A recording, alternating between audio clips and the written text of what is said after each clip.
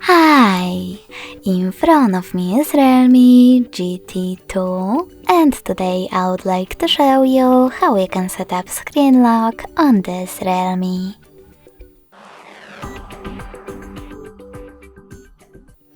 You need to begin by opening settings.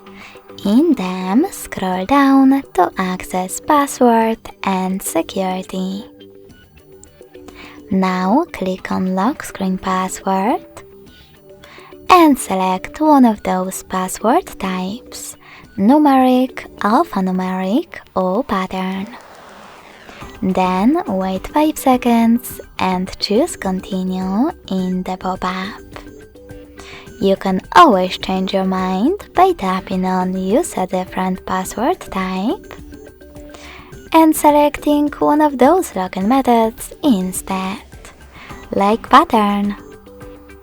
Then enter it and repeat it in order to confirm it. Thanks to this pop-up, after choosing enable, you can set up your fingerprint right away. If you don't want to do that, just click on cancel.